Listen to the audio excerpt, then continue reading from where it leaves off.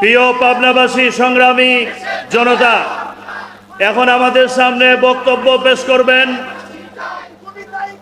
বাংলাদেশ জামাত ইসলামীর নির্বাহী পরিষদের অন্যতম সদস্য, বাংলাদেশ জামাত ইসলামীর সহকারী সেক্রেটারি জেনারেল, বাংলাদেশ ইসলামী ছাত্র শিবিরের সাবেক কেন্দ্রীয় সভাপতি, অবিভক্ত ঢাকা মহানগরী জামাতের সাবেক আমির, আজকের এই বিশাল প্রোগ্রামের বিশেষ অতিথি, সাবেক ছাত্রনেতা, রাজশাহী বিশ্ববিদ্যালয়ের নির্বাচিত সিনেট সদস্য জনাব মাওলানা রফিকুল ইসলাম খান।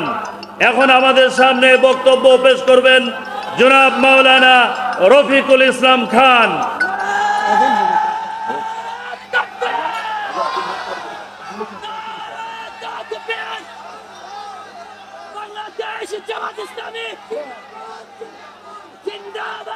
আলহামদুলিল্লাহ রাব্বিল আলামিন, আসসালাতু ওয়াসসালামু আলা রাসূলিহিল কারীম ওয়া আলা আলিহি ওয়া সাহবিহি আজমাইন। আজকের এই বিশাল সুধী সমাবেশের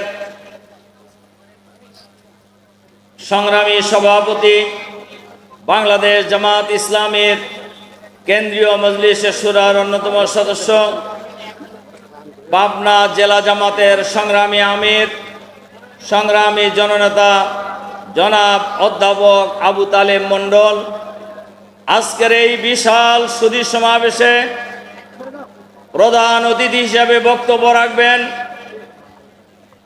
বিশ্ব ইসলামী আন্দোলনের অন্যতম প্রধান, বাংলাদেশের 18 কোটি মানুষের আশা ভরসার প্রতীক, বাংলাদেশ জামাত ইসলামীর সংগ্রামী আমির, সংগ্রামী জননেতা জনাব ডক্টর শফিকুর রহমান, কেন্দ্রীয় ও জেলার নেতৃবৃন্দ, সম্মানিত সাংবাদিক বন্ধুগণ, সুধী মণ্ডলী, সংগ্রামী পাবনাবাসী ভাই ও বোনেরা, আসসালামু আলাইকুম রহমতুল্লাহি ওয়া বারাকাতুহু। আল্লাহ তাআলা শুকরিয়া, যিনি মেহরবানি করে সরকারি এডওয়ার্ড কলেজ মাঠে আজকের এই বিশাল সমাবেশে আমাদেরকে উপস্থিত হওয়ার সুযোগ করে দিয়েছেন। গত 15.5 বছর পাবনাবাসী এইভাবে কোনো মিটিং করার সুযোগ পায় নাই। বাংলাদেশের মানুষ কোনো মিটিং করার সুযোগ পায় নাই। যারা এই সরকারের বিরুদ্ধে কথা বলেছে তাদেরই টুটি চেপে ধরা হয়েছে। গত পতিত পরাজিত স্বৈরাচারী ফ্যাসিবাদী সরকার 2009 সালের 10ই জানুয়ারি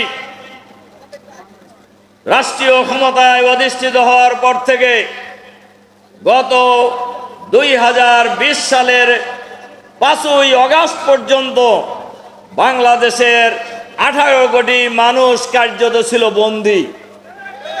কারোর কোনো কথা বলার কোনো অধিকার ছিল না,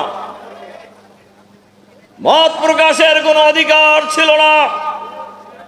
যারা এই ফ্যাসিবাদী সরকারের বিরুদ্ধে কথা বলেছে তাদেরকেই হয় খুন হতে হয়েছে, অথবা গুম হতে হয়েছে, অথবা ক্রস ফায়ারে নিহত হতে হয়েছে, অথবা কারাগারে বন্দী হতে হয়েছে। এই সরকারের বিরুদ্ধে কথা বলার কারণে, দেশের মানুষের পক্ষে কথা বলার কারণে আমাদের নেতা শহীদ আমিরে জামাত, এই বাংলাদেশের সিংহ পুরুষ, পাবনার কৃতি সন্তান মাওলানা মতিউর রহমান নিজামীকে অন্যায়ভাবে ফাঁসিতে ঝুলিয়ে হত্যা করেছে। হত্যা করেছে আলী আহসান মোহাম্মদ মুজাহিদকে, হত্যা করেছে শহীদ কামারুজ্জামানকে, হত্যা করেছে শহীদ মীর কাসেম আলীকে, হত্যা করেছে শহীদ আব্দুল কাদের মোল্লা সহ হাজার হাজার ছাত্র জনতাকে।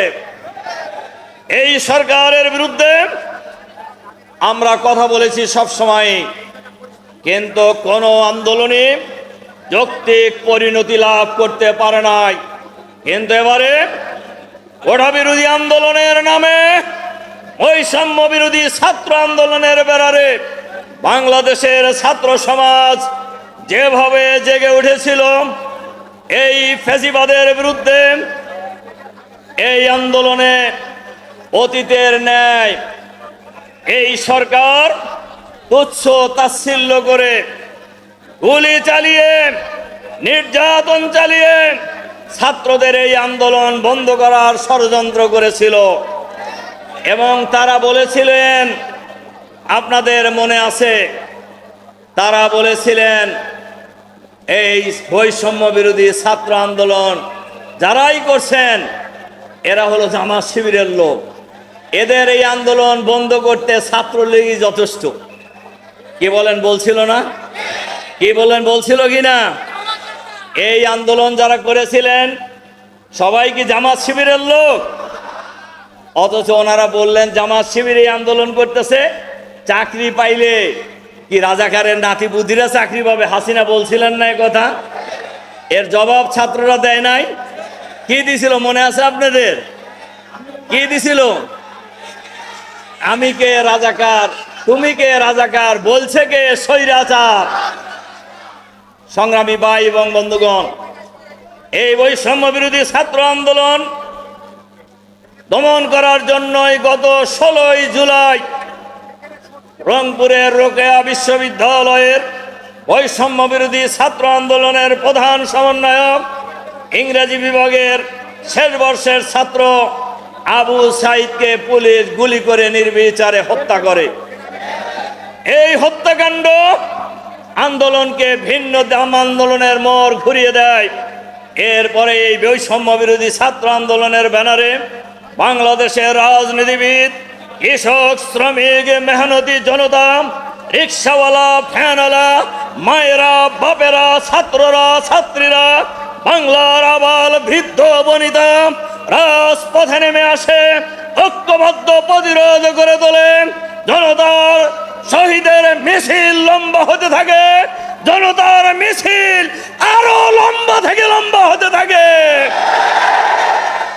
এরই এক পর্যায়ে ছিল গণভবন ঘেরাওয়ের কর্মসূচি, এবং সেই কর্মসূচি বৈষম্য বিরোধী ছাত্র আন্দোলনের এই কর্মসূচি ভণ্ডুল করে দেওয়ার জন্যই তারা ইন্টারনেট বন্ধ করে দিয়েছিল, কারফিউ জারি করা হয়েছিল, সেনাবাহিনী মোতায়েন করা হয়েছিল। গত 5ই আগস্ট বাংলাদেশের সকল শ্রেণী পেশার মানুষ, আপনারা যারা ঢাকায় ছিলেন তারা দেখেছেন, সকল শ্রেণীর পেশার মানুষ ঐক্যবদ্ধভাবে কারফিউ ভেঙে, আর্মির ব্যারিকেড ভেঙে গণভবনের দিকে যখন রওনা হয়েছে, তখনই এই স্বৈরাচারিণী ফ্যাসিবাদী ঘসিটি বেগম, ভারতের সেবাদাস, পুতুল সরকারের দামি প্রধানমন্ত্রী শেখ হাসিনা পালিয়ে যেতে বাধ্য হয়েছেন। উনি কয়েকদিন আগে বলছিলেন না হাসিনা পালায় না? কি বলছিলেন না? ব্যাংক সাহেব বলছেন পালাইছে কি খালি একানা গোষ্ঠী শুদ্ধ? গোষ্ঠী শুদ্ধ পালাইছে। জনগণের আন্দোলনের মুখে আবার প্রমাণিত হয়েছে কোন ফেসিবাদের জায়গা বাংলাদেশে হবে না। অহংকার আল্লাহ তাআলা পছন্দ করেন না, দাম্ভিকতাকে আল্লাহ তাআলা পছন্দ করেন না। আপনি পালান না বলছিলেন, আপনি সব মেরে সাফ করতে চেয়েছিলেন, এখন আপনার খবর কোথায়? তারা জামাত শিবিরের আন্দোলন আখ্যায়িত করে 1 আগস্ট বাংলাদেশে অন্যায়ভাবে নির্বাহী আদেশে জামাত শিবিরের রাজনীতি তারা নিষিদ্ধ করেছিল। যারা নিষিদ্ধ করেছিলেন এখন কোথায় তারা? আর জামাত শিবির কোথায়? আলহামদুলিল্লাহ, এ ফয়সালা কে করেছেন? আরো জোরে বলেন, এ ফয়সালা কে করেছেন? আল্লাহ। কোন ফায়াগুনের মালিক? সঙ্গে সঙ্গে হয়ে যায় এমন শক্তি আমাদেরকে আজকে এডওয়ার্ড কলেজের এই বিশাল ময়দানে আজকের এই জনসমুদ্রে আসার কথা বলার সুযোগ করে দিয়েছেন। আল্লাহু আকবার, আল্লাহু আকবার। সম্মানিত সুধী মণ্ডলী, ভাই এবং বন্ধুগণ, ফেসিবাদের পতন হয়েছে, কিন্তু আমাদের আন্দোলন এখনো শেষ হয় নাই। আমাদের আন্দোলন এখনো শেষ হয় নাই।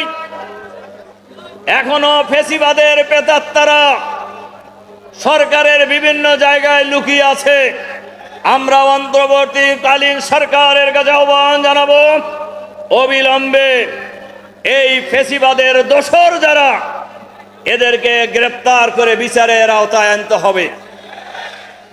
আজকের এই সুধী সমাবেশে আমাদের প্রিয় ভাই মাহবুবুর রহমান নিলয়, জাহিদুল ইসলাম সহ যারা জীবন দিয়েছেন, যাদেরকে হত্যা করা হয়েছে, এই সকল খুনিদেরকে গ্রেপ্তার করে বিচারের আওতায় আনতে হবে।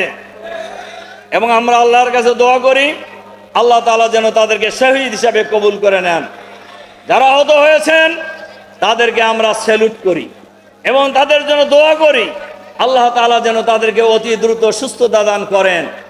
এর সাথে সাথে আমরা আপনাদের কাছে আহ্বান জানাতে চাই, বাংলাদেশ জামাত ইসলামী আমাদের প্রিয় জন্মভূমি 56,000 বর্গ মাইলের এই বাংলাদেশে আগামী দিনে একটি সুখী, সমৃদ্ধশালী, সন্ত্রাস মুক্ত, চাঁদাবাজ মুক্ত, দখলদার মুক্ত, আধুনিক ইসলামিক কল্যাণ রাষ্ট্র গড়ে তোলার জন্য, ইসলামের বাংলাদেশ গড়ে তোলার জন্য যে লড়াই সংগ্রাম চালিয়ে যাচ্ছে, সেই সংগ্রামে আমরা পাবনাবাসী ঐক্যবদ্ধভাবে এগিয়ে যাব ইনশাআল্লাহ। সন্ত্রাস মুক্ত হোক আপনারা চান না? চাঁদাবাজ মুক্ত পাবনা চান না? দখলদারিত্ব মুক্ত পাবনা চান না?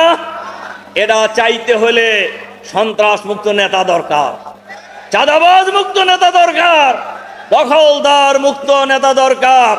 বাংলাদেশ জামাত ইসলামী এই ধরনের এক দল নেতৃত্ব তৈরি করেছে, যারা বাংলাদেশকে আগামী দিনে একটি সুন্দর, আধুনিক ইসলামের বাংলাদেশ গড়ে তোলার জন্য লড়াই সংগ্রাম অব্যাহত রেখেছে। সুতরাং যে জমিনে নিলয়ের রক্ত ঝরেছে, যে জমিনে জাহিদের রক্ত ঝরেছে, যেই জমিন মাওলানা মতিউর রহমান নিজামী শুয়ে আছে, যে জমিনে মাওলানা আব্দুস সোবহান শুয়ে আছে, সেই জমিন হবে আগামী দিনে ইসলামের জমিন ইনশাআল্লাহ। সেই প্রত্যয় ব্যক্ত করে আপনাদের প্রতি আবারও আন্তরিক সালাম এবং মোবারকবাদ জানিয়ে পাবনাবাসীকে আবারও আমার পক্ষ থেকে রক্তিম শুভেচ্ছা জানিয়ে আমার বক্তব্য এখানে শেষ করছি। আল্লাহ হাফেজ। আসসালামু আলাইকুম রহমতুল্লাহ।